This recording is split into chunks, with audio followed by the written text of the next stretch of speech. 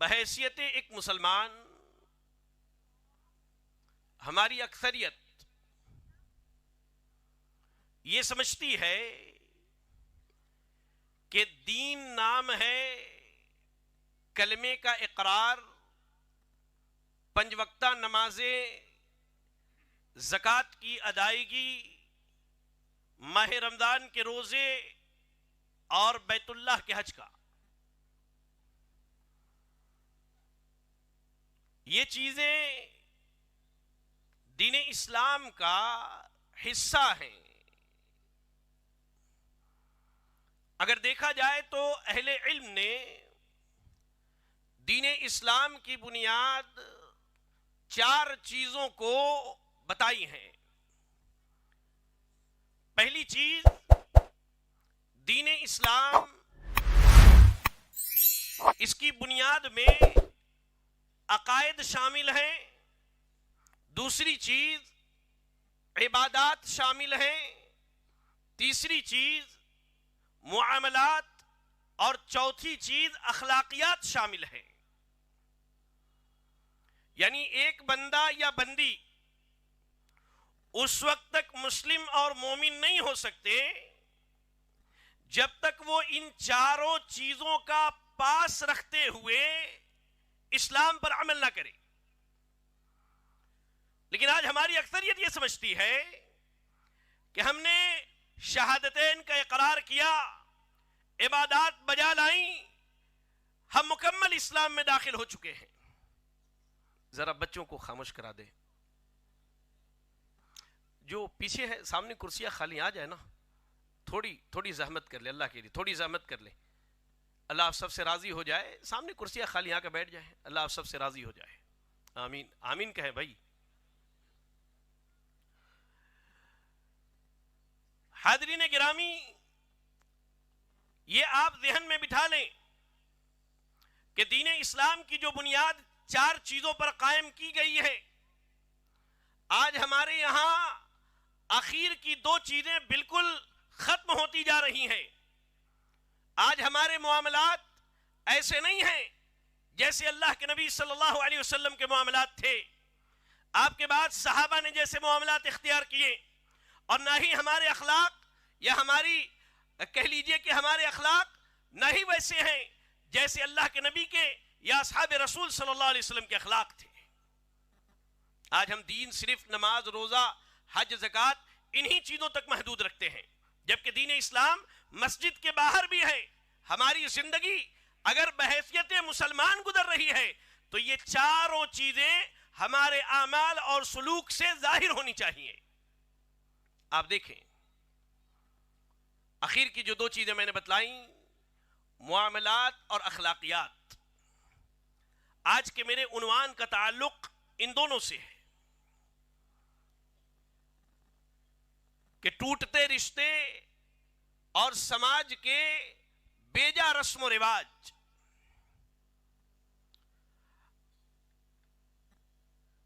سب سے پہلے میں آپ کو بتا دوں، یہ جو لفظ رشتہ ہے جس کے جوڑنے کی بات کتاب و سنت نے کی ہے، اسے عربی زبان میں صلۃ الرحم کہا جاتا ہے. صلۃ الرحم، صاد لام ہا، صلہ، جس کے معنی ہوتے ہیں کہ انسان تمام تر اخلاقیات کو اختیار کر کے اپنے مسلمان بھائی سے، یا خاتون تمام تر اخلاقیات کو اختیار کر کے اپنی مسلمان بہن سے ملاقات کرے اور معاملات کرے. اب اس کی تفصیل میں جائیں تو مثال کے طور پہ جب ملیں تو مسکرا کے ملیں، آپس میں ایک دوسرے کو سلام کیا کریں، باتیں کریں تو نرمی سے بات کریں. اگر سامنے والے سے کوئی قصور ہو جائے تو اس کے قصور کو درگزر کر دیں. اللہ اکبر. ایک دوسرے کی خاطرداری کریں، ایک دوسرے کے ساتھ حسن سلوک کریں.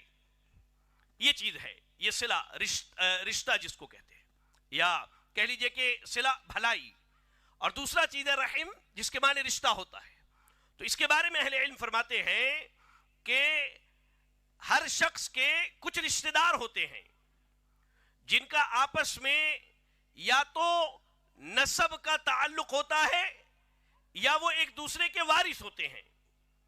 بہرحال ایک مسلمان اس کا تعلق جس سے بھی ہو، چاہے وہ اس کے گھر کے افراد ہوں یا اس کے قریبی رشتہ دار ہوں یا دور کے رشتہ دار ہوں یا سماج میں اس کے ساتھ زندگی گزارنے والے افراد ہوں، ان تمام کے ساتھ اس کا معاملہ ویسا ہی ہو جیسا میں نے ابھی آپ کے سامنے بیان کیا ہے. تو یہاں آپ سمجھ لیں کہ ایک انسان کے جتنے بھی رشتہ دار ہیں ان رشتہ داروں کے ساتھ اچھا سلوک کرنا، بھلائی کرنا، احسان کرنا، ان کی خیر خواہی کرنا، یہ اصل میں صلۃ الرحم یا رشتوں کو جوڑنا کہا جاتا ہے. اگر آپ قرآن مجید کا مطالعہ کریں اور پڑھنا بھی چاہیے تو قرآن نے جا بجا جو ہے رشتوں کو جوڑنے کی بات کی ہے. آپ سورۃ النساء پڑھیں، بالخصوص آپ دیکھیں خطبہ مسنونہ جب لمبی پڑھی جاتی ہے، جمعہ کے دن ہو یا نکاح کے مجلس میں ہو یا اس طرح کے جلسے جلوس یا دروس محاضرات میں، تو سورۃ النساء کی پہلی آیت پڑھی جاتی ہے. اس میں اللہ کہہ رہا ہے وَاتَّقُوا اللَّهَ الَّذِي تَسَاءَلُونَ بِهِ وَالْأَرْحَامَ. اللہ نے کہا کہ لوگوں اللہ سے ڈرتے رہو. اللہ تمام مردوں کو، تمام عورتوں کو مخاطب کر کے اللہ کہہ رہا ہے اے مردوں کی جماعت، اے عورتوں کی جماعت، اتقوا اللہ، اللہ سے ڈرو. کس اللہ سے؟ جس کے نام پر تم ایک دوسرے سے مانگتے ہو، اور قریبی رشتہ داری کے معاملے میں اللہ سے ڈرو. اس آیت کریمہ میں اللہ رب العالمین نے ہمارے جو قریبی رشتہ دار ہیں ان کے معاملات میں اس سے ڈرنے کا حکم دیا ہے. یعنی کہنے کا مقصد یہ ہے کہ ہمارے اور آپ کے جو قریبی رشتہ دار ہیں ان کے حقوق کی ادائیگی کریں، ان سے رشتہ نہ توڑیں، ان کی حق تلفی نہ کریں، ان پر ظلم و زیادتی نہ کریں. ایسے ہی آپ قرآن مجید کی تلاوت کیجئے. سورۃ النساء کی ہی آیت نمبر 36 میں اللہ رب العالمین نے کہا وَاعْبُدُوا اللَّهَ، لوگوں اللہ کی عبادت کرو. وَاعْبُدُوا اللَّهَ، لوگوں ایک اللہ کی عبادت کرو، اور اللہ کے علاوہ کوئی عبادت کا حقدار نہیں ہے. اس کائنات کے اندر اگر بندگی ہو سکتی ہے، عبادت ہو سکتی ہے، سجدے ہو سکتے ہیں، دعائیں کی جا سکتی ہے، مریضوں کو شفا مل سکتی ہے، انسان پریشانی میں اور پریشانی سے نجات پانے میں اگر ان تمام امور کا کوئی مالک ہے تو اللہ رب العالمین کی ذات ہے، اور وہ اللہ یکتا ہے، اکیلا ہے، تنہا ہے. وَاعْبُدُوا اللَّهَ، لوگوں اللہ کی عبادت کرو. وَلَا تُشْرِكُوا بِهِ شَيْئًا، وَلَا تُشْرِكُوا بِهِ شَيْئًا، اور اللہ کی عبادت میں کسی کو شریک نہ کرو. اللہ کی عبادت میں کائنات کی کوئی ہستی شریک نہیں ہو سکتی، چاہے وہ اللہ کے نبی کی ذات ہو یا دوسرے انبیاء ہو یا فرشتوں کی جماعت ہو یا جناتوں کی جماعت ہو، انسان زندہ ہو یا مردہ ہو. وَلَا تُشْرِكُوا بِهِ شَيْئًا، ان میں سے کوئی اللہ کی عبادت میں شریک نہیں ہو سکتا.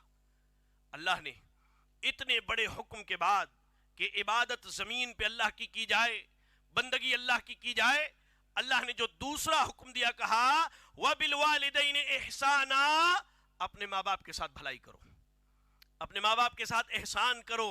کہا وَبِذِي الْقُرْبَى، اور جو تمہارے قریبی رشتہ دار ہیں ان کے ساتھ خیر و بھلائی کا معاملہ کرو. تو یہ آیت کریمہ سورۃ النساء کی آیت نمبر 36 بھی یہ بتلاتی ہے کہ اللہ رب العالمین نے رشتہ داروں کے ساتھ بھلائی کرنے، رشتوں کو جوڑنے اور آپسی تعلقات کو ٹھیک رکھنے کا حکم دیا ہے اللہ نے. اور آپ جب قرآن پڑھیں گے تو آپ کو اس بات پر حیرانگی ہوگی کہ یہ حکم اللہ نے صرف ہمیں ہی نہیں بلکہ ہم سے پہلے پچھلی امتوں کو بھی اللہ نے دیا. آپ قرآن پڑھیں، آپ سورۃ البقرہ کی آیت نمبر 83 کی تلاوت کیجئے. اللہ نے کہا وَإِذْ أَخَذْنَا مِيثَاقَ بَنِي إِسْرَائِيلَ لَا تَعْبُدُونَ إِلَّا اللَّهَ وَبِالْوَالِدَيْنِ إِحْسَانًا وَذِي الْقُرْبَى. اللہ نے کہا کہ یاد کرو اس وقت کو جب ہم نے بنی اسرائیل سے وعدہ لیا، عہد کرایا، ان سے وعد و وعید کرائی. کیا کہا کہ لوگوں اللہ کی عبادت کرو. بنی اسرائیل کو بھی یہ حکم دیا جا رہا ہے کہ لوگوں اللہ کی عبادت کرو, ماں باپ کے ساتھ بھلائی اور احسان کرو, اور اپنے رشتہ داروں کے ساتھ بھلائی اور احسان کرو. یہ 3 آیتیں جو میں نے آپ کے سامنے پڑھی, میں سمجھتا ہوں یہ بات سمجھنے کے لیے کافی ہے کہ اللہ تعالیٰ نے بڑے ہی تاکیدی طور پر اہل ایمان کو یہ حکم دیا ہے کہ وہ رشتوں کو جوڑنے کے بعد رشتوں کی حفاظت کریں, رشتوں کو ٹوٹنے سے بچائیں, اور حتی المقدور یہ کوشش کریں کہ رشتے نہ ٹوٹیں. اچھا, مجلس میں کوئی ایسا ہے جس کو اتنی باتیں سمجھ میں نہ آئی ہو؟ کہے بھائی, کوئی ایسا ہے؟ میری آواز اتنی تیز آپ سن رہے, کم سے کم تھوڑی تو آپ کی آواز آنی نا. دیکھیں ہمارے بزرگ, اللہ ان پر رحم فرمائے, اللہ ان کی حفاظت فرمائے, اللہ آپ سب کی حفاظت فرمائے. بولے بھائی, گھر میں سب بولتے ماشاءاللہ, اور ایسا بولتے کہ گھر والوں کو چپ کرا دیتے بالکل. بہرحال, تو ان آیات میں اللہ نے اس بات کی وضاحت کر دی کہ رشتوں کو جوڑنا اور ان کی حفاظت کرنا جڑنے کے بعد یہ اہل ایمان کی ذمہ داری ہے. اچھا, سوال یہ ہے کہ ہم رشتہ جوڑے تو ہمارا فائدہ کیا ہے اس میں؟ اگر ہم رشتوں کو جوڑ کے رکھیں, تعلقات استوار کر کے رکھیں, آپس کے معاملات کی ہمیشہ اصلاح رکھیں, اور رشتوں کو توڑنے سے بچیں اور لڑائی جھگڑے سے اپنے آپ کو محفوظ رکھیں, اس میں ہمارا کیا فائدہ ہے؟ آئیے میں چند ایک باتیں اس تعلق سے بھی آپ کے سامنے رکھوں. سب سے پہلی چیز کہ رشتوں کو جوڑنے سے اللہ رب العالمین بندے کے رزق میں کشادگی کرتا ہے اور اس کی عمر میں اللہ برکت عطا فرماتا ہے. اچھا, میں اس کی تفصیل آپ کو بتاتا ہوں. انس ابن مالک رضی اللہ تعالی عنہ حدیث کے راوی ہیں, صحیح بخاری کتاب الادب کی روایت ہے, اللہ کے نبی صلی اللہ علیہ وسلم نے ارشاد فرمایا, من احب ان یبسط له فی رزقه وینسأ له فی اثره فلیصل رحمه. اللہ کے رسول صلی اللہ علیہ وسلم نے فرمایا. کس نے فرمایا؟ اللہ کے رسول صلی اللہ علیہ وسلم نے. آپ نے کہا جس شخص کو یہ بات پسند ہو کہ اللہ تعالیٰ اس کے رزق میں کشادگی کر دے, رزق میں فراوانی کر دے, اور اس کی موت میں تاخیر کی جائے یا اس کی عمر بڑھا دی جائے, تو اسے چاہیے کہ وہ رشتہ داریوں کو جوڑے. یہ بڑا عظیم ذریعہ ہے میرے بھائیوں رزق کی کشادگی کا, کہ رشتہ داری کو جوڑی جائے, اور عمر میں برکت اور اضافے کا کہ رشتہ داری کو جوڑی جائے. آپ یاد رکھیں ایک چیز یہاں پر اہل علم فرماتے, بالخصوص امام نووی رحمۃ اللہ علیہ صحیح مسلم کی شرح میں فرماتے ہیں کہ یہ جو بات کہی گئی ہے کہ اللہ تعالیٰ عمر بڑھا دیتا ہے, تو در حقیقت یہ عمر بڑھانے کی جو بات ہے عمر میں برکت کی بات کی گئی ہے. اب اس کو ایسا سمجھیے کہ ایک آدمی 40 سال کی عمر میں اللہ کی اتنی عبادت کر لے جاتا ہے, دین کی اتنی خدمت کر لے جاتا ہے, کہ ایک آدمی 90 سال کی عمر دی جائے تو نہ اتنی عبادت کر پاتا ہے نہ اتنی دین کی خدمت کر پاتا ہے. اللہ اس کے 40 سال کی عمر میں 90 اور 100 سال والے کے عمر کی طرح اللہ رب العالمین برکت عطا فرماتا ہے. موت کا فیصلہ مقرر ہے, وہ اٹل ہے, وہ زمین آسمان کے پیدائش سے 50,000 سال پہلے اللہ نے لکھ دیا, وہ اٹل ہے. ہاں, اللہ تعالیٰ اس کے رشتہ داری کو جوڑنے کی وجہ سے اس کی عمر میں اتنی برکت دیتا ہے, اتنی برکت دیتا ہے کہ وہ اسی دنیا میں اپنے لیے بے شمار اور کہہ لیجئے کہ بڑی تعداد میں خیر و بھلائی اکٹھا کر لیتا ہے. چلے, یہ پہلی بات. دوسری بات کہ رشتہ داریوں کو جوڑنے سے آپس کے آپسی خاندانی محبت بڑھتی ہے میرے بھائیوں. آپ دیکھیں, ابو ہریرہ رضی اللہ تعالی عنہ حدیث کے راوی ہیں, اور جامع ترمذی کی روایت ہے, علامہ البانی رحمۃ اللہ علیہ نے اس کی سند کو صحیح قرار دیا ہے. کہا اللہ کے نبی نے فرمایا, تعلموا من انسابکم ما تصلون به ارحامکم فإن صلة الرحم محبة في الأهل مثلات في المال ومنسأة في الأثر. کہا کہ تم اپنا نسب معلوم کرو. جی ہاں, نسب کی بات آئی تو آج مجھے واقعی بڑی حیرانگی ہوئی. ایک عرصے سے یہ خواہش تھی کہ کبھی میں سمی جاؤں اور اس مسجد کو دیکھوں جس کا ذکر ہم نے علماء سے اور اپنے اسلاف سے سنا ہے. آپ کی جامع مسجد جس کی تعمیر 807 ہجری میں ہوتی ہے. سبحان اللہ. جب وہاں گئے تو شجرہ نسب دیکھا, اور دیکھا یہ کہ آج بھی وہ خاندان جن کے افراد نے اس مسجد کی تعمیر کی تھی آج بھی آپ کے ہاں موجود ہے. سبحان اللہ. عبد الوہاب صاحب غالباً یہی نام تھا نا شیخ جی, عبد الوہاب صاحب باحیات ہے, ان کی نسلیں آج بھی موجود ہے, اور ان کا شجرہ نسب سیدنا علی رضی اللہ تعالیٰ عنہ پر جا کر کے ملتا ہے. تو نسب کا جاننا, خاندان کا پہچاننا اور اپنے افراد کی معلومات رکھنا, اللہ کے نبی نے کہا تعلموا من انسابکم, اپنے نسب کو معلوم کر لو.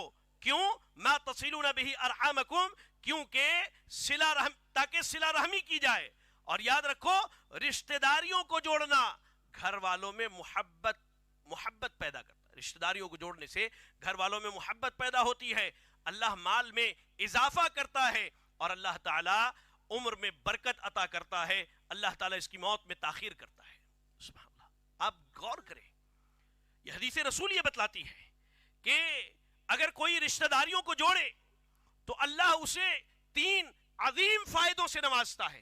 ایک تو آپس کی محبت, اور یہاں بیٹھا ہر فرد یہ چاہتا ہے کہ میرے بعد میرے بچے زمین جائیداد پراپرٹیز کے لیے آپس میں لڑ مرے نہیں, بلکہ آپس میں پیار محبت اتحاد اتفاق سکون اطمینان کے ساتھ اپنی زندگی گزارے. تو اس کے لیے ضروری کیا ہے کہ ان کو رشتہ داروں کی پہچان کروائی جائے, ان کو رشتہ داروں کی پہچان کروائی جائے. یہ پہلا فائدہ, آپس میں محبت بڑھتی ہے. دوسرا فائدہ, اللہ رب العالمین مال عطا کرتا ہے, اور اللہ نے مال دیا ہے, اللہ مال میں برکت عطا کرتا ہے. اور تیسری بات, اللہ رب العالمین اس کی عمر میں برکت عطا فرماتا ہے.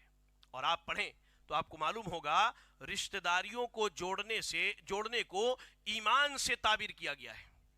حدیث کے اندر ایمان سے تعبیر کیا گیا ہے. آپ دیکھیں صحیح بخاری کی بڑی مشہور حدیث ہے, ابو ہریرہ رضی اللہ تعالیٰ عنہ بیان کرتے ہیں, اللہ کے نبی نے فرمایا من کان یؤمن باللہ والیوم الآخر فلیصل رحمہ, جو آدمی اللہ پر اور آخرت کے دن پر ایمان رکھتا ہے اسے چاہیے کہ وہ رشتہ داریوں کو جوڑے. اللہ اکبر.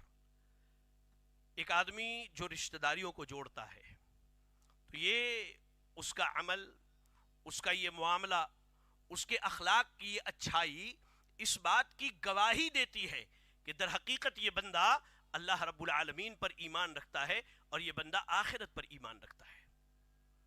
اس لیے اللہ کے نبی صلی اللہ علیہ وسلم نے کہا کہ من کان یؤمن باللہ والیوم الآخر, جو آدمی اللہ رب العالمین پر اور آخرت کے دن پر ایمان رکھتا ہے, فلیصل رحمہ, وہ اپنے رشتہ داریوں کو جوڑے, وہ اپنے رشتہ داریوں کو جوڑے. اللہ اکبر. اور میرے بھائیوں, آج ہمارے گناہوں کی کثرت کی وجہ سے کہیں نہ کہیں ہم اور آپ اللہ رب العالمین کی رحمت سے محروم ہوتے جا رہے ہیں. اور اللہ کی رحمت کی محرومی کی ایک بڑی علامت یہ بتاؤں کہ آج ہمارے یہاں عبادات میں کمی ہوتی جا رہی ہے. اللہ اکبر. عبادات میں کمی ہوتی جا رہی ہے, اور کہیں نہ کہیں اس کی وجہ رشتہ داریوں کو توڑنا ہے. اس لیے کہ رشتہ داریوں کو جوڑنے کو اللہ کے نبی نے اس بات کا موجب قرار دیا ہے کہ جو رشتہ داریوں کو جوڑے اللہ رب العالمین کی رحمت اس کے اوپر برستی ہے. آپ پڑھیں اس حدیث کو, ابو ہریرہ رضی اللہ تعالیٰ عنہ حدیث کی راوی ہے, صحیح بخاری کی روایت ہے, کہا اللہ کے نبی نے فرمایا کہ رحیم رحمان سے نکلا ہے, اور اللہ نے اس سے کہا من وصلکی وصلتہ ومن قطعکی قطعتہ, کہ اے رشتہ داری جو تجھے جوڑے میں اسے جوڑوں, اور جو تجھے توڑ دے اللہ کہہ رہا ہے کہ میں اسے توڑ دوں. اللہ اکبر. اللہ اکبر. کتنی عظیم بات ہے. اللہ کہہ رہا ہے کہ جو رشتہ داریوں کو جوڑنے والے ہیں اللہ انہیں جوڑتا ہے, اور جو رشتہ داریوں کو توڑنے والے ہیں اللہ رب العالمین انہیں توڑ دیتا ہے. یا رب یا رب یا رب, کہا عائشہ صدیقہ رضی اللہ تعالی عنہ نے, بڑی پیاری حدیث ہے, صحیح بخاری کی ہی روایت ہے, اللہ کے نبی نے فرمایا الرحم معلقۃ بالعرش, یہ رشتہ داری یہ اللہ کے عرش کے ساتھ لٹکی ہوئی ہے. ذرا غور سے سنیں, دل کے کان کھول کے سنیں. وہ لوگ جو آج رشتہ داریوں کو توڑ کے بیٹھے ہیں یہاں, یا جہاں تک میری آوازیں جا رہی ہے وہ سنیں, کہا الرحم معلقۃ بالعرش, رشتہ داری یہ اللہ کے عرش کے ساتھ لٹکی ہوئی ہے, اور یہ اللہ سے کہتی ہے من وصلنی وصلہ اللہ، جو رشتہ داریوں کو جوڑے اسے اللہ جوڑتا ہے، جو رشتہ داریوں کو جوڑے اسے اللہ جوڑتا ہے، ومن قطعنی قطعہ اللہ، اور جو رشتہ داریوں کو توڑتا ہے اسے اللہ رب العالمین توڑ دیتا ہے۔ یا رب یا رب، یہ رشتہ داری اللہ سے التجا کرتی ہے، یہ رشتہ داری اللہ سے دعائیں کرتی ہے، ہم سنے نہ سنے، ہم دیکھے نہ دیکھے، یہ ہمارا ایمان ہے کہ رشتہ داری اللہ کے عرش سے لٹکی ہوئی ہے، اور یہ اللہ رب العزت سے دعائیں کرتی ہے کہ اللہ مجھے جوڑنے والے کو اللہ تو جوڑ لے، اور مجھے توڑنے والے کو اللہ تو توڑ دے۔ اللہ اکبر اللہ اکبر اللہ اکبر۔ اور آئیے ایک بڑی اہم بات بتاؤں آپ کو معلوم ہے آج ہر آدمی پریشان حال ہے کہ اس کے گناہ معاف ہو جائے۔ اللہ نے معافی کے بے شمار اسباب مہیا کیے ہیں ہمارے لیے، بس ضرورت کس بات کی ہے؟ ہم آگے بڑھیں، دروازے کھلتے چلے جائیں گے۔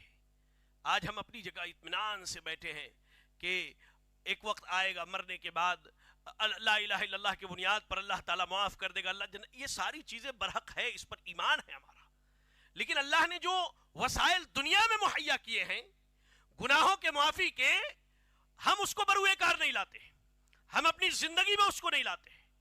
اچھا میں آپ کو ایک چیز بتاؤں، ایک سوال کا جواب دینا میرا، کھل کے بولے، آپ منہ کھول کے بولے۔ اگر آپ میں سے، پہلے تو دعا کیجئے اللہ ہماری بیٹیوں کی عزت کی حفاظت فرمائے، آمین۔ آپ میں سے اگر کسی کی بیٹی پر کوئی زنا کی تہمت لگا دے تو وہ کیا کرے گا؟ رشتہ دار سے رشتہ داری رکھے گا یا توڑ دے گا؟ سچ بولیں، زور سے کہیں، توڑ دیں گے نا؟ آئیے میں آپ کو ایک واقعہ سناتا ہوں، دل کے کانوں کو کھول کے یہ واقعہ سنیں۔ اللہ اکبر۔ اللہ رب العزت نے قرآن مجید سورۃ النور کی آیت نمبر 22 میں کہا وَلَا يَأْتَلِ أُولُو الْفَضْلِ مِنْكُمْ وَالسَّعَةِ أَن يُؤْتُوا أُولِي الْقُرْبَى وَالْمَسَاكِينَ وَالْمُهَاجِرِينَ فِي سَبِيلِ اللَّهِ وَلْيَعْفُوا وَلْيَصْفَحُوا أَلَا تُحِبُّونَ أَن يَغْفِرَ اللَّهُ لَكُمْ وَاللَّهُ غَفُورٌ رَحِيمٌ۔ آج جنہوں نے رشتہ داریاں توڑی ہے نا، وہ یہاں سے جانے کے بعد اپنے رشتہ داریوں کو جوڑ لیں۔ سنیں اللہ کتنی عظیم بات کرتا ہے، اور اللہ سے عظیم بات کسی کی نہیں ہو سکتی۔ کسی کی ہو سکتی ہے؟ نہیں ہو سکتی۔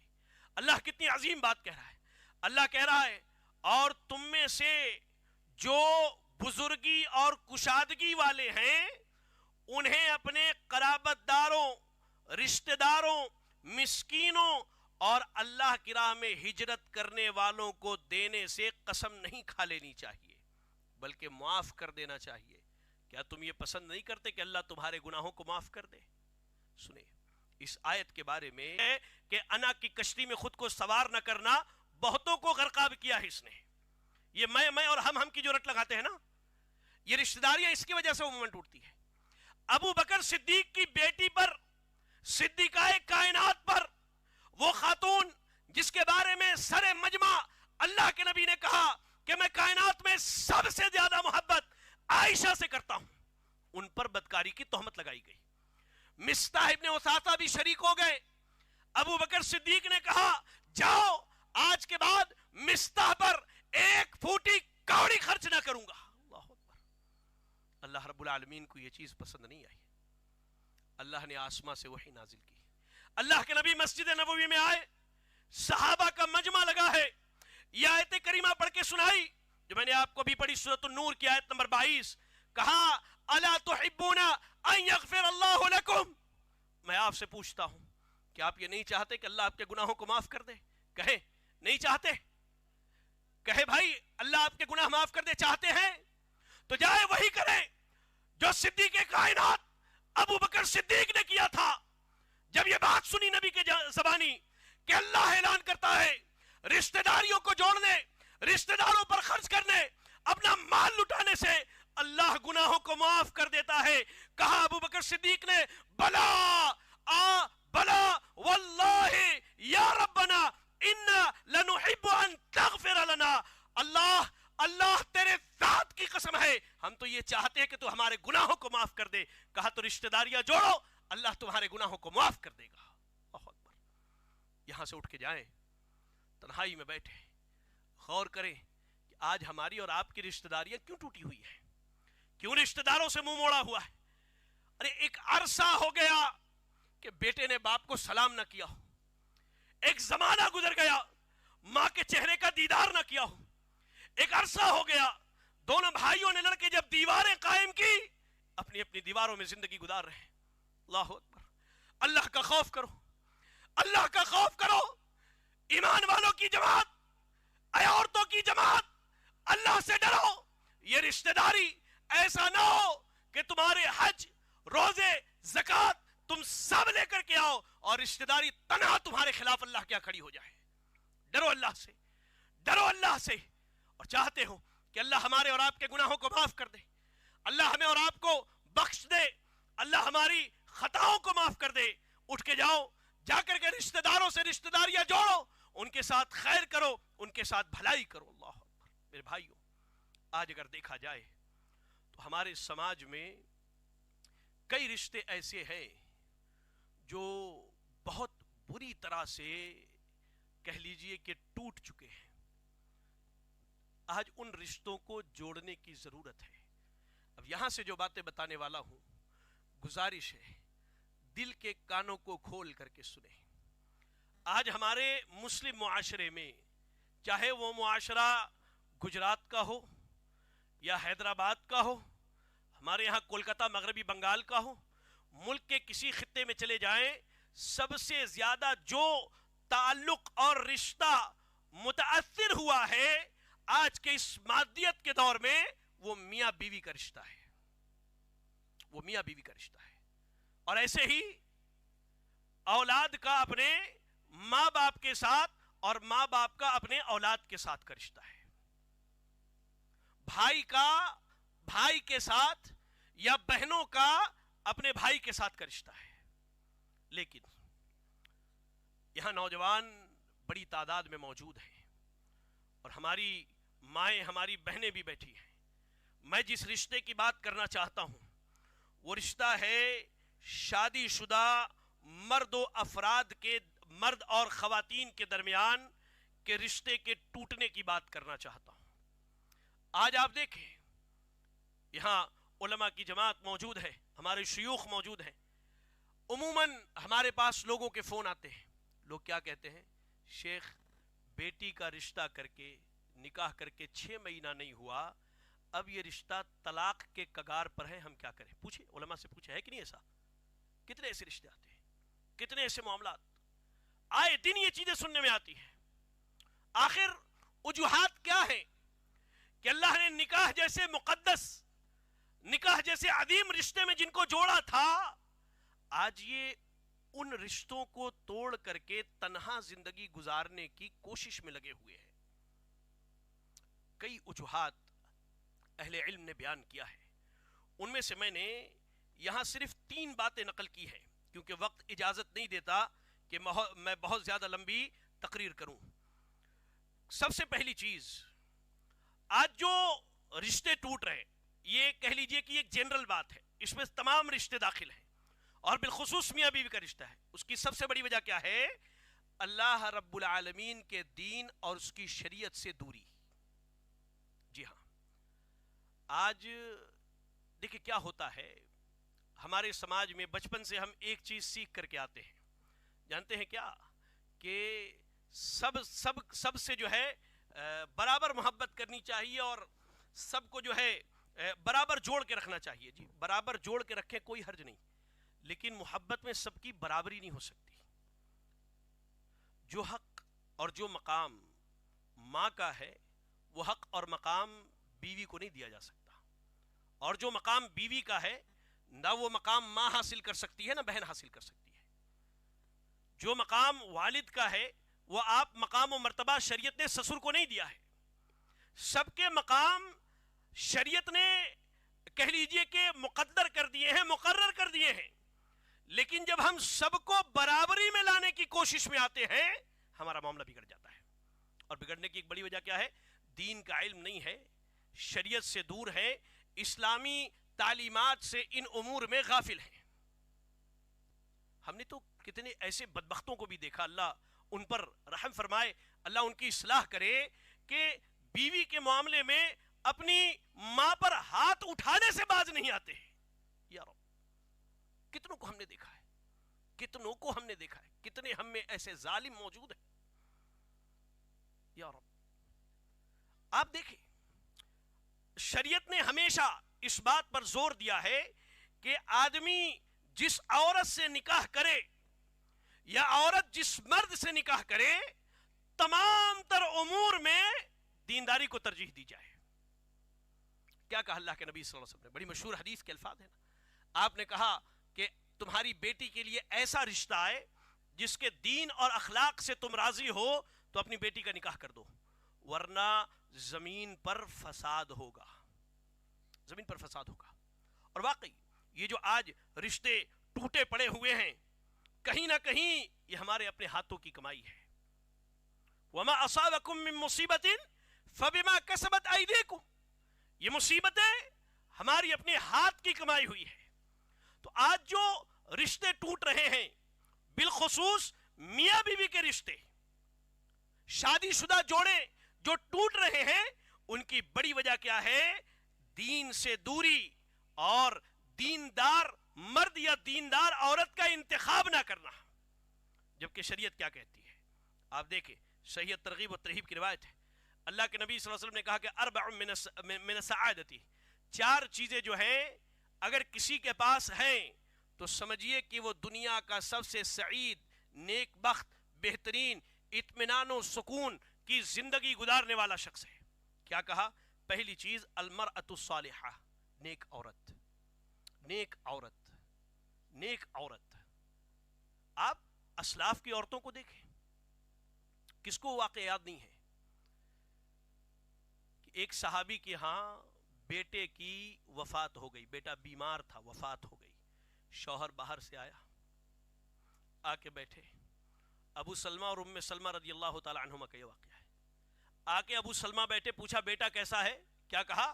پہلے سے بہتر حالت میں. آج ہمارے یہاں دیکھیں، دینداری نہیں ہے. دینداری چھوٹی چھوٹی باتوں پر اتنی لمبی شکایت کی لسٹ بنتی ہے کہ آپس کے 2 خاندان ٹکڑوں میں تقسیم ہو جاتے ہیں. اور انہی وجوہات کی بنیاد پر آج رشتہ داریاں کمزور ہو رہی ہیں. بھائی یہ نہیں چاہتا کہ اپنی بیٹی اپنے بھائی کے بیٹے کے اپنے بھائی کے گھر میں دے. وہ ڈرتا ہے، وہ ڈرتا ہے کہ ہمارے یہاں دینی تعلیم نہیں ہے، ایسا نہ ہو کہ ان کے چکر میں بھائی بھائی کا رشتہ خراب ہو جائے. اللہ اکبر، وہ ڈرتا ہے. کیا کہا کہ بیٹا کس حال میں ہے؟ ام سلمہ کہتی ہیں کہ پہلے سے بہتر ہے. شوہر کو کھانا کھلایا، آرام سے گھر کے اندر بٹھایا اور کہا اس کے بعد کہ مان لیجئے اللہ آپ کو کوئی امانت دے یا کوئی آپ کو کوئی امانت دے اور لے لے. کہا کہ امانت اس کی تھی، اس نے واپس لے لیا. کہا کہ اللہ نے جو بیٹا دیا تھا اللہ نے اسے واپس لے لیا. یہ نیک خاتون یہ ہوتی ہے، یہ اس کی علامت ہوتی ہے. اور صبح شیخ استاد محترم شیخ اجمل مصطفیٰ مدنی صاحب حفظہ اللہ نے صحابیات کے کردار پہ آپ کے سامنے بہترین خطاب کیا. میں کتنی مثالیں دوں، اللہ اکبر.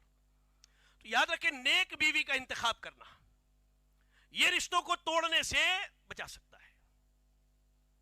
اس کے بعد کہا کہ دوسری چیز والمسکن الواسع، کشادہ گھر ہے، یہ آدمی خیر و بھلائی میں ہے. والجار الصالح، نیک پڑوسی ہے، اچھا پڑوسی ہے، آدمی خیر و بھلائی میں ہے. والمرکب الحنی، اور اس کے بعد بہترین سواری ہے. تو کہنے کا مقصد یہ ہے کہ آج جو میاں بیوی کے رشتے ٹوٹ رہے ہیں نا، اس کی بڑی وجہ کیا ہے؟ دین سے دوری، دین سے دوری. اللہ اکبر. میاں بیوی میں اتنی محبت ہے کہ دونوں مل کر کے ساتھ میں فلم دیکھنے کے لیے جاتے ہیں، دونوں مل کر کے دن بھر ٹی وی پر بیٹھ کر کے ٹی وی سیریلز دیکھتے ہیں، دونوں مل کر موبائلز میں بیٹھ کر کے ویب سیریز دیکھتے ہیں. لیکن اتنی محبت اور اتنی دین نہیں کہ دونوں مل کر کے اکٹھے نماز ادا کر لیں، بیٹھ کر کے قرآن مجید کی تلاوت کر لیں، اپنے آنے والی نسل کی فکر میں لگ جائیں. اللہ اکبر. دین سے دوری یہ بہت بڑی وجہ ہے کہ آج میاں بیوی کے رشتے متاثر ہو رہے ہیں. بلکہ اللہ کے نبی نے تو نیک عورت کو دنیا کا سب سے بہترین خزانہ قرار دیا ہے. آپ پڑھیں نا، بڑی معروف و مشہور حدیث سنن نبی داؤد کی. اللہ کے نبی صلی اللہ علیہ وسلم نے کہا کہ لوگوں، کیا میں تمہیں یہ خبر نہ دوں کہ جو خزانے دنیا میں اکٹھے کیے جاتے ہیں ان میں سب سے بہترین خزانہ نیک عورت ہے. اچھا، نیک عورت کی علامت بتائی گئی، ذرا غور سے سنیں. ہماری مائیں سنیں، اپنی بیٹیوں کی تربیت اس حدیث رسول کی روشنی میں کریں. کہا کہ نیک عورت وہ ہے اذا نظر الیہا سرتہ، جب شوہر دیکھے تو خوش ہو جائے، شوہر دیکھے تو کیا ہو جائے؟ خوش ہو جائے۔ وَإِذَا غَابَ عَنْهَا حَفِظَتْهُ، اور جب شوہر گھر میں موجود نہ ہو تو اس کے گھر کی، اس کے مال کی، اس کے اولاد کی اور اپنی عزت کی حفاظت کرے۔ آج یہ بڑا مسئلہ بنا ہوا ہے، شوہر ملک سے باہر کمانے چلا گیا، اس نے وہاں کسی سے تعلقات استوار کر لیے، یہاں عورت اپنے ملک میں پڑی ہے، یہاں اس نے کسی سے تعلق استوار کر لیا۔ اللہ اکبر، آج شادی شدہ جوڑے اس مرد میں پڑے ہوئے ہیں، اور مزید اس پر یہ کہیے کہ انٹرنیٹ نے تو یہ عمل اتنا آسان کر دیا ہے کہ اب آپ کو کہیں جانے کی بھی ضرورت نہیں۔ اللہ اکبر، اللہ کی پناہ، اللہ کی پناہ۔ اپنے بیٹیوں کی عزت کی حفاظت کرو، اپنی بیٹیوں کی عزت کی حفاظت کرو، اور یاد رکھیں بیٹیوں کی عزت کی حفاظت آپ کے اپنے گھر سے شروع ہوتی ہے۔ اب ہوتا کیا ہے، مثال کے طور پہ چھوٹی بچی کم عمر، آپ نے سلیپ لیس کپڑا اس کو پہنا دیا، کیا کہتے ہیں؟ چھوٹی بچی ہے۔ کیا ہے؟ چھوٹی بچی ہے۔ نہیں، آپ اس چھوٹی بچی کو یہ سمجھائیے کہ تمہاری عزت، تمہاری ذات دنیا کے اندر سب سے مقدس شے ہے، تمہیں اس کی حفاظت کرنی۔ اسے کپڑا ایسا پہنائے کہ اس کا جسم نہ دکھے، چاہے وہ چھوٹی ہی کیوں نہ ہو، اسے رشتہ داروں کی پہچان کروائیں۔ اور ایک بات کہوں تو آپ کو حیرانگی ہوگی، یہ جو کزنس ہوتے ہیں نا، کزنس جن کو انگلش میں کہا جاتا ہے چچیرے، ممیرے، پھپھیرے، اور یہ بھائی بہنیں جن کو ہم بڑی آزادی سے چھوڑ دیتے ہیں، بڑی آزادی سے چھوڑ دیتے ہیں کہ نہیں بھائی یہ تو چچا کا بیٹا ہے، اس کے چچا کی بیٹی ہے، ماموں کا بیٹا ہے، ماموں کی بیٹی ہے، سب ایک ہی مجلس میں بیٹھتے ہیں، ایک ہی ساتھ کھاتے ہیں، ایک ہی ساتھ اٹھتے بیٹھتے ہیں۔ یہ جو یورپین کلچر گھروں میں بنایا ہے نا، توبہ کرو اس سے، توبہ کرو اس سے۔ یہ آج شادی شدہ رشتوں کو توڑنے کے لیے کافی ہے۔ ہم نے کئی ایسے معاملات دیکھے، آپس میں دو کزنز محبت کرتے ہیں، گھر والوں نے زبردستی شادی کروا دی، شادی کے بعد وہاں طلاق کروایا، دوبارہ آ کر کے ایک ساتھ زندگی گزارے۔ بعض نے تو شادی کی اور بعد اپنے گھر سے بھاگ کے چلے گئے۔ اللہ کی پناہ، ڈریں اس سے ڈریں، کیونکہ نیک عورت وہ ہے جو اپنے شوہر کی غیر حاضری میں اپنے نفس کی، اپنے عزت کی، اس کے مال کی، اس کے اولاد کی اور اس کے گھر کی حفاظت کرے۔ میری مائیں کان کھول کے سنیں، اپنی بیٹیوں کی یہ تربیت کیجئے، اسے بتائیے اس کائنات کے اندر تمہاری ذات، تمہاری عزت، تمہاری عزت نفس سب سے اعلیٰ شے ہے، اور اس کی حفاظت تم نے کرنی ہے، کیونکہ اس کے بارے میں اللہ رب العالمین کے ہاں سوال ہونا ہے، سوال ہونا ہے۔ اور اس کے بعد کہا نیک عورت وہ ہے جب شوہر حکم دے تو حکم کی فرما برداری کرے۔ ایسے ہی آج جو میاں بیوی کے رشتے ٹوٹ رہے ہیں، ان میں دوسری بڑی وجہ کیا ہے؟ میاں بیوی کا گناہ میں ملوث ہونا، گناہ میں ملوث ہونا، گناہ کرتے کرتے دل سیاہ ہو گئے، گناہ کرتے کرتے دل سیاہ ہو گئے۔ اب اس دل پر نہ قرآن کی آیات کا اثر ہوتا ہے، نہ احادیث رسول اس پر اثر کرتے ہیں، اور نہ ہی ایک دوسرے سے محبت کو جی چاہتا ہے۔ گناہوں سے بچے، گناہوں سے بچے۔ یہ گناہ ہمارے اتنے بڑے ذرائع ہیں رشتوں کے توڑنے کے لیے کہ ہم اور آپ نہیں سمجھ سکتے۔ کہا اللہ نے وَمَا أَصَابَكُم مِّن مُّصِيبَةٍ فَبِمَا كَسَبَتْ أَيْدِيكُمْ، یہ تمہارے گناہ ہیں جن کی وجہ سے تم آج اتنی بڑی مصیبت اور اتنے بڑے مسائل میں پڑے ہو۔ اور اللہ رب العالمین نے ایک مقام پر کہا سورہ ہود کی آیت نمبر 3 میں وَأَنِ اسْتَغْفِرُوا رَبَّكُمْ ثُمَّ تُوبُوا إِلَيْهِ يُمَتِّعُكُمْ مَتَاعًا حَسَنًا إِلَىٰ أَجَلٍ مُّسَمًّى۔ اللہ نے کہا گناہوں سے معافی مانگو گے، اللہ بہترین زندگی عطا کرے گا۔ اور ایسے ہی تیسری وجہ آپس میں شکوک و شبہات میں مبتلا ہونا اور بے جا بدگمانی کرنا۔ میاں بیوی آپس میں شک شبہ میں مبتلا ہو جاتے ہیں، شوہر جی نے کچھ بھی نہیں کیا، بیوی نے کچھ بھی نہیں کیا، لیکن انسانوں میں جو شیطان نما رشتہ دار ہیں ان کے بہکاوے میں آ کر کے مرد بیوی کے بارے میں شک شبہ میں مبتلا ہو جاتا ہے، بیوی شوہر کے بارے میں شک شبہ میں مبتلا ہو جاتی ہے، اور اس کے بعد بدگمانیوں کی دیوار کھڑی ہوتے ہوتے رشتوں کو توڑ دیتی ہے۔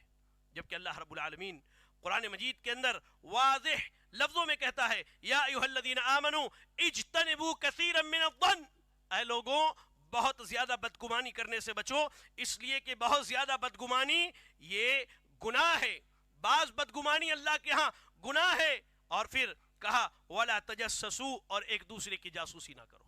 اور اللہ کے نبی صلی اللہ علیہ وسلم نے کہا ایاکم والظن، بدگمانی کرنے سے بچو، اس لیے کہ بدگمانی یہ جھوٹی بات ہے. ایک دوسرے کی جاسوسی نہ کرو، ایک دوسرے کے پیچھے نہ پڑو. میرے بھائیوں، میرے بزرگوں، میری ماں اور بہنوں، آج ضرورت ہے کہ رشتوں کی حفاظت کی جائے، رشتوں کی حفاظت کی جائے، ورنہ یاد رکھیں رشتوں کو توڑنے والا یہ اللہ کے نزدیک لعنتی ہے. اللہ کے نبی نے کہا لا يدخل الجنت قاطع، رشتوں کو توڑنے والا جنت میں نہیں جائے گا، رشتوں کو توڑنے والا جنت میں نہیں جائے گا. اور کہا کہ رشتوں کو توڑنا اتنا بڑا گناہ ہے کہ اللہ تعالیٰ اس گناہ کی سزا دنیا میں بھی دیتا ہے اور اللہ آخرت میں بھی اس کی سزا دے گا. ابو بکر رضی اللہ تعالیٰ عنہ حدیث کی راوی ہے، کہا اللہ کے نبی نے ما من ذنب احرا، کہا کہ بغاوت اور رشتہ داری کو توڑنا یہ دو ایسے گناہ ہیں جو اس بات کے مستحق ہیں کہ اللہ رب العالمین ان دو گناہوں پر اس دنیا کے اندر بندے کو عذاب میں مبتلا کر دے. یہ کچھ ٹوٹی پھوٹی باتیں تھیں رشتوں کے تعلق سے. کوشش کریں، ہر ممکن کوشش کریں کہ آپ کا رشتہ آپ کے ماں باپ کے ساتھ، آپ کا رشتہ آپ کے بھائی بہن کے ساتھ، آپ کا رشتہ آپ کے بیوی بچوں کے ساتھ، آپ کا رشتہ آپ کے خاندان کے افراد کے ساتھ، آپ کا رشتہ آپ کے پڑوسی کے ساتھ، سماج میں رہنے والے لوگوں کے ساتھ، آپ کے مسجد کے امام، مدرسے کے اساتذہ اور ائمہ و علماء کے ساتھ ویسا ہی رہے جیسے اللہ کے نبی نے رشتہ رکھنے اور جوڑنے کا حکم دیا ہے. ورنہ یاد رکھیں یہ گناہ کافی ہے رشتوں کا توڑنا کہ اللہ ہمیں دنیا میں بھی عذاب دے اور اللہ آخرت میں بھی عذاب دے. میں اللہ سے دعا کرتا ہوں کہ اللہ رب العالمین ہمیں اور آپ کو رشتوں کو جوڑنے، رشتوں کو مضبوط کرنے کی توفیق عطا فرمائے.